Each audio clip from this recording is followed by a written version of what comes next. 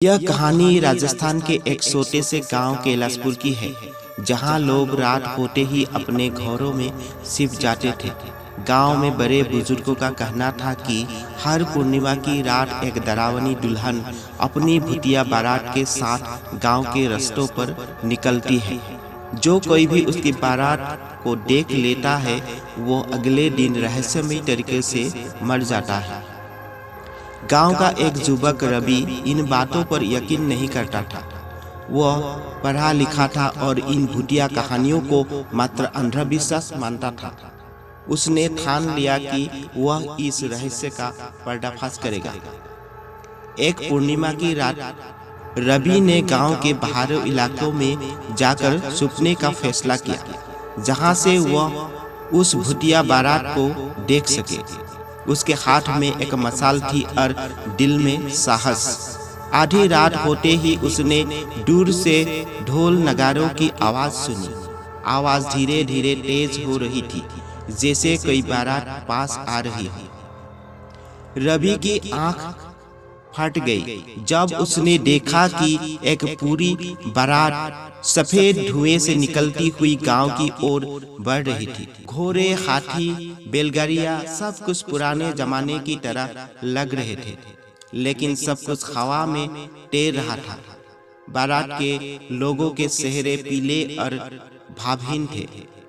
उनकी आंखों से अजीब सी चमक निकल रही थी।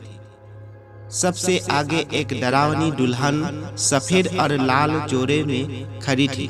रवि घबराने लगा, लेकिन उसकी हिम्मत ने उसे वही जमाए रखा। अचानक दुल्हन ने उसकी ओर देखा।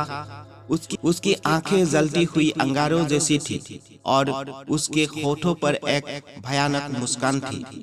उसने हाथ उठाया और उसकी तरफ इशारा किया।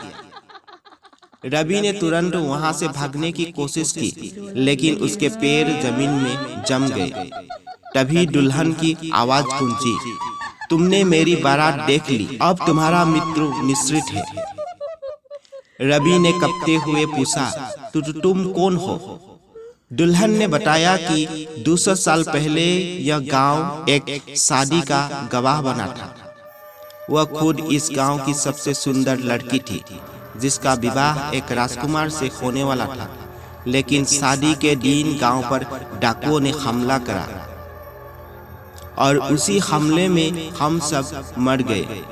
तब से मेरी आत्मा अपनी अधूरी शादी को पूरा करने के लिए हर पूर्णिमा की रात अपनी भूतिया बारात लेकर निकलती है। रवि समझ गया कि यह आत्मा अधूरी इच्छा के कारण भटक रही है। उसने हिम्मत जुटाकर कहा, तुम्हारी शादी कभी पूरी नहीं हुई, इसलिए तुम मुक्त नहीं हो पाई। अगर हम तुम्हारी शादी पूरी करवा दे तो क्या तुम हमें छोड़ दोगे? दुल्हन कुछ देर चुप रही, फिर बोली, अगर यह संभव हो तो मैं हमेशा के लिए चली जाऊंगी। अगली पूर्णिमा की रात गांव के पुजारियों और बुजुर्गों ने एक विशेष अनुष्ठान किया। एक प्रतीकात्मक विवाह करवाया, जिसमें दुल्हन की आत्मा को मंत्रों के द्वारा विदाई दी गई। अचानक तेज हवा चली और भूतिया बारात धीरे धीरे धुएं में बदलने लगी। दुल्हन ने मुस्कुराई और बोली, अब मैं आजाद हूँ, और आसमान में विलीन हो गई। उसके बाद गांव में भूतिया बारात की घटनाएं हमेशा के लिए खत्म हो गई। यह कहानी हमें यह सीख देती है कि कभी कभी भूतों से डरने के बजाय हमें उसकी अधूरी इच्छाओं को समझने की कोशिश करनी चाहिए।